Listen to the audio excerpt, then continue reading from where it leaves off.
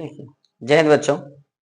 तो आप देख रहे हैं मेरा YouTube channel JMS star education. तो चलिए आज के वीडियो में आप सबों को प्रश्नावली 1.1 एनसीईआरटी का मैथ है, जिसका सवाल नंबर 4 है। यूक्लिड विभाजन प्रेमिका का प्रयोग करके दर्शाइए कि किसी धनात्मक पूर्णांक का वर्ग किसी पूर्णांक m के लिए 3m प्लस 1 के रूप का होता है। तो आइए मैं इसको हल करता हूं। आपको अगर अच्छा लगे, समझ में आए तो लाइक और सब्सक्राइब कीजिएगा। आपको एनसीईआरटी की जितने भी चैप्टर्स हैं 10th के हमारे चैनल पर मिलेंगे। तो आइए मैं इसको हल करता हूं, सॉल्व करता हूं। हल इसमें क्या करेंगे, हम मानेंगे क्योंकि यहाँ कह रहा है कि यूक्लिड विभाजन का प्रयोग धनात्मक पूर्णांक, क्या कह रहा है, किसी धनात्मक पूर्णांक का वर्ग हम लोग मानेंगे।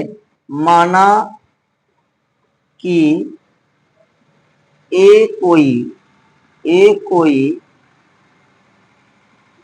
धनात्मक पूर्णांक है।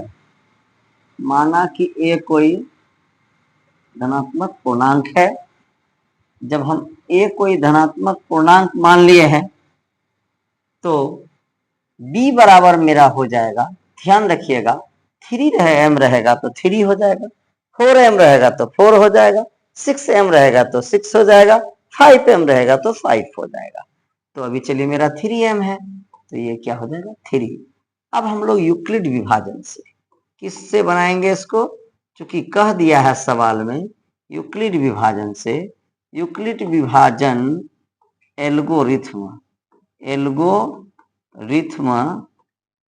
से फॉर्मूला होता है a बराबर bq plus r 0 less than equal r less than b। तो चलिए जहां पर हमें क्या हो जाएगा, r बराबर क्या हो जाएगा, जो शेषफल है वो देखिए, अगर b बराबर 3 है तो इससे एक पॉइंट कम ही आएंगे। r का मान हम लोग 3 नहीं हो सकता है, 2 तक होगा, 0 हो सकता है, 1 हो सकता है और 2 हो सकता है, 2 से ज्यादा नहीं होगा। तो अभी भी हम इसको हल करेंगे। तो क्या करें, यूक्लिड विभाजन में हम लोगों को कह रहा है a बराबर, तो यदि बारी बारी से मान रखेंगे, यदि इफ r बराबर 0 तो a बराबर फार्मूला हो गया bq प्लस r। तो a बराबर हमारा क्या हो जाएगा, bq तो b के जगह मेरा 3 और q के जगह हमारा q और r के जगह कितना हो जाएगा 0। लेकिन बच्चों कहा है क्या, वर्गों, यहाँ लिखा हुआ है धनात्मक पूर्णांक का वर्ग लिखा हुआ है। वर्ग का मतलब होता है स्क्वायर पावर 2।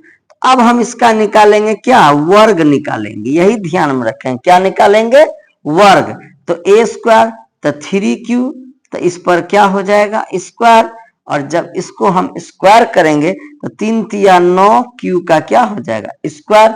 लेकिन मुझे सिद्ध करना है 3m, तो 3 अगर सिद्ध करना तो 3 हमको इसमें कॉमन लेंगे। 3 जब कॉमन लेंगे तो क्या बच जाएगा 3, और q का क्या हो जाएगा स्क्वायर।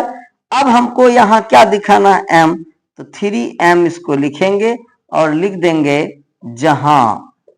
क्या, जहां m बराबर 3q का स्क्वायर। यही इतना स्टेप याद रखेंगे, अर्थात 3m हो गया। फिर हमको आगे क्या कह रहा है कि 0 रखे तो इतना आया 3m, अब 1 रखेंगे तो फिर हम क्या करेंगे, यदि r बराबर 1 तो a बराबर वही फार्मूला bq प्लस r। तो a बराबर b का मान 3q प्लस r का मान अब क्या हो जाएगा 1। लेकिन इसका बच्चों क्या कहा है, वर्ग कहा है, तो पावर कितना दे देंगे 2 दे देंगे, वर्ग कहा है इसीलिए।